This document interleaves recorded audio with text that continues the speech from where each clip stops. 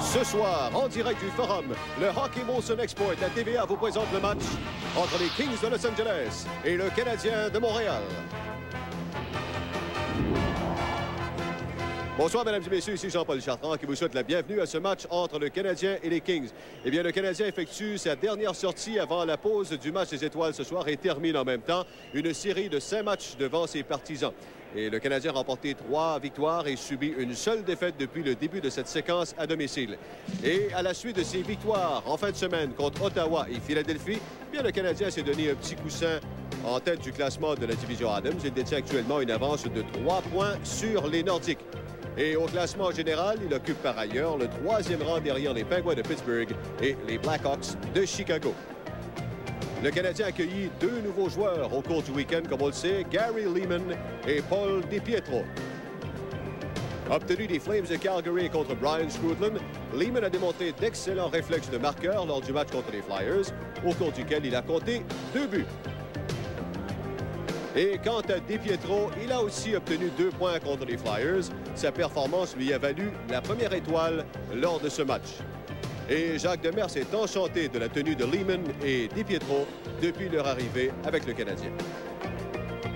Leeman, on a toujours dit que c'est un point d'interrogation, mais je pense qu'il va aider l'équipe.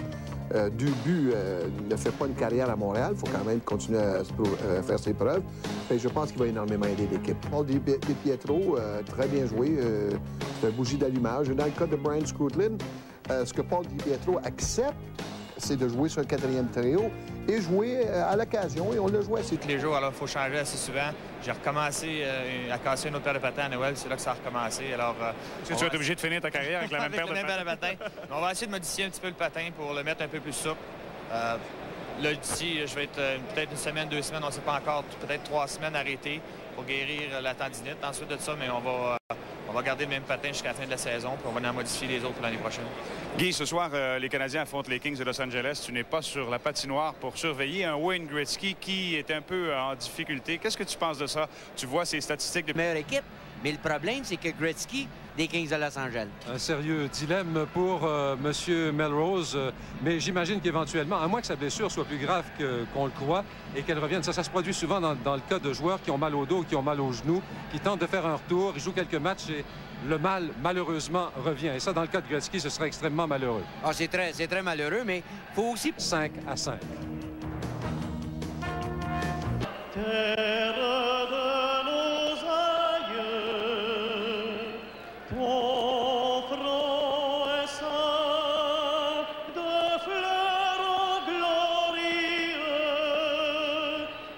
Ton bras s'est porté l'épée, il s'est porté la croix.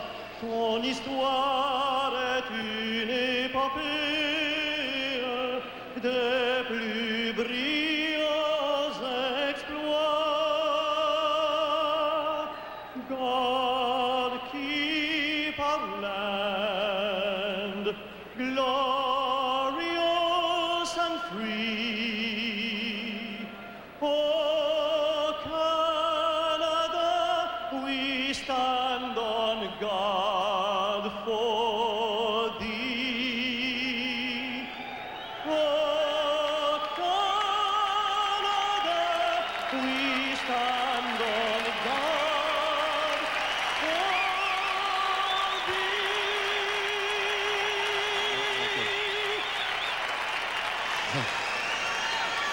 Alors, rebonsoir, mesdames, messieurs. L'arbitre du match ce soir, Denis Morel. Les juges de ligne, Wayne Bonnet et Jean Morin. Et les gardiens de but, monsieur Bergeron. Kelly Hrudey qui entreprend un 36e match pour les Kings, une moyenne de 3,78, 13 victoires, 15 défaites et 5 matchs nuls. Du côté du Canadien, André Resco qui jouera dans un 2e match consécutif. Un 17e match pour lui cette année, une moyenne de 3,69, 11 victoires et 3 défaites. Alors, en début de match, les arrières chez les Canadiens, Éric Desjardins et Jean-Jacques Daigneault, c'est Vincent Danfousse qui est à gauche, Stéphane Lebeau au centre et à droite, Mike Keane qui fait un retour au jeu ce soir contre un trio défensif chez les Kings de Los Angeles, formé de Warren Reichel, Pat Conacher et Marc Potvin. Et les défenseurs, Charlie Huddy en compagnie de Daryl Sedor. Les Kings qui jouent leur deuxième match en 2 soirs, battus par les Nordiques hier soir 3-2. La Daigneault par la bande. C'est pour Danfous qui a tenté de faire dévier, mais a été contré par Huddy. C'est repris par Desjardins qui a évité la mise en échec de Warren Reichel. Reichel, c'est un des durs chez les Kings de Los Angeles. Et là, c'est une attaque à 3 contre 2. Mike Keane qui se démarque. La passe à Danfous, c'est le but! Après seulement 33 secondes.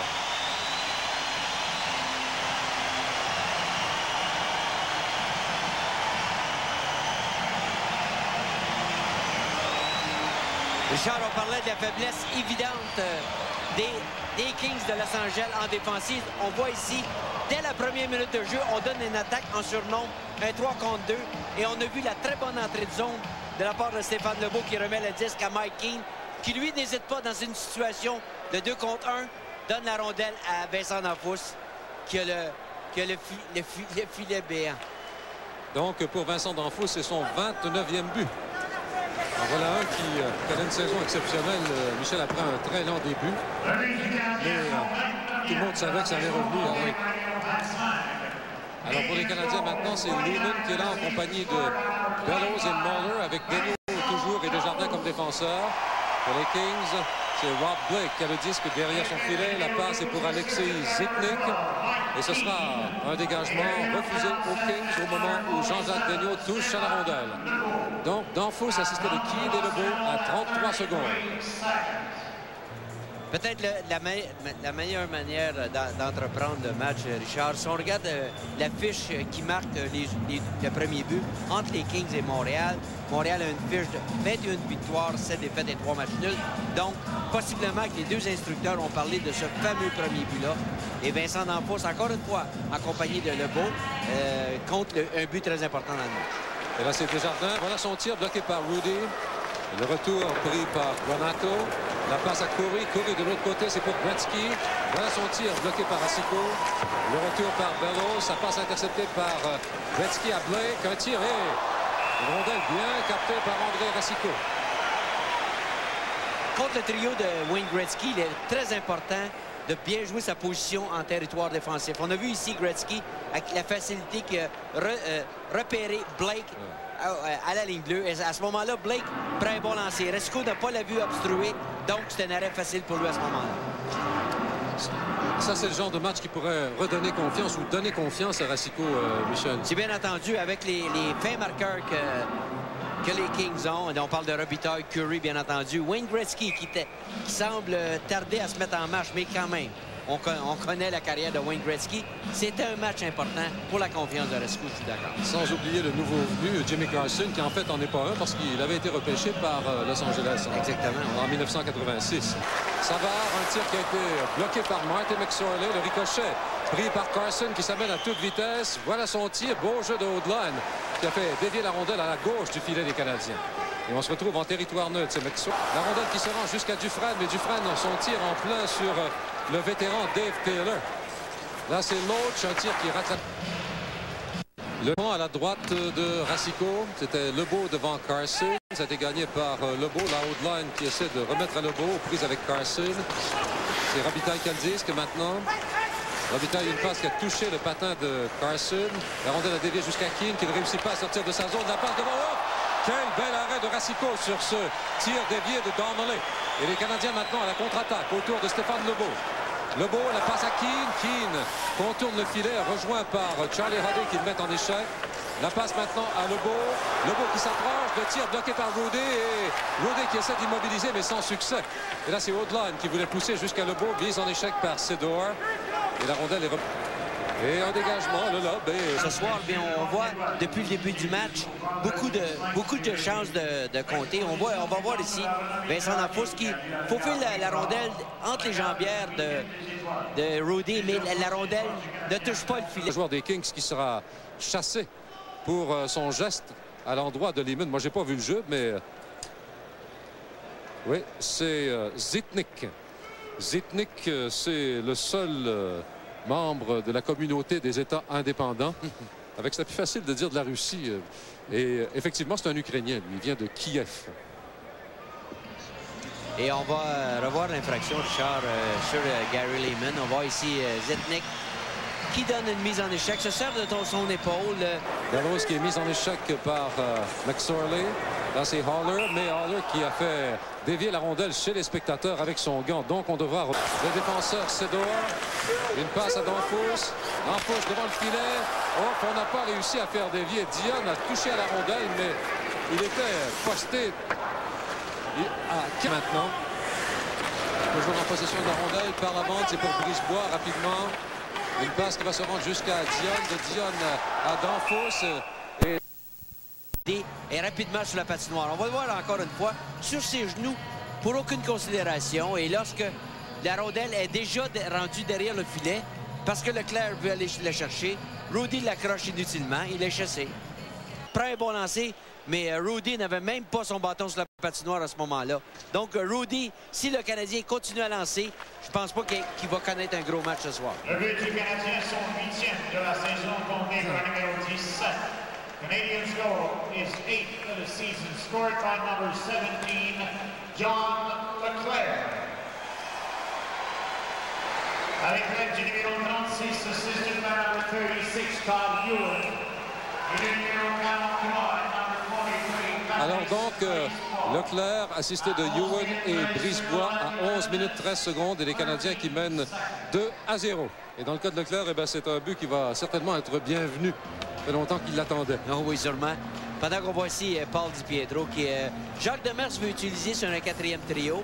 Et comparativement peut-être à Brian Scrudlin, DiPietro va l'accepter parce que c'est un jeune. Et ce soir réuni entre Ewan et John Leclerc, DiPietro c'est un petit agitateur et il va partir des choses et bien appuyé avec deux colosses. Et ça se va bien. Mais par contre, DiPietro, avec ces deux joueurs-là, va se faire de l'espace et il est quand même très rapide. Un tir qui a raté la cible. Je suis certain que DiPietro, c'est un joueur qui te plaît bien, Michel. Ah oui. Oui. Faites l'action. Oui. C'est un joueur qui pourrait facilement devenir populaire ici à Montréal. Va peut-être tester, sait-on jamais, parce qu'il a très bien fait au cours à son premier match. Là, la passe qui a touché le patin de Gretzky. La rondelle qui dévie jusqu'à Desjardins. Desjardins poursuivi par Coury. Il y a également Gretzky qui est là derrière le filet. Coury qui veut remettre à Gretzky. C'était dans les airs, intercepté par Degnaud. Degnaud, une passe qui file jusque dans le territoire des Kings. C'est repris par Charlie Hagee. Pour les Canadiens, donc, Danfous, Keane, Lebeau et les arrières sont Oudline et Haller. Contre le trio de Donato, Coury et Gretzky, mais le 5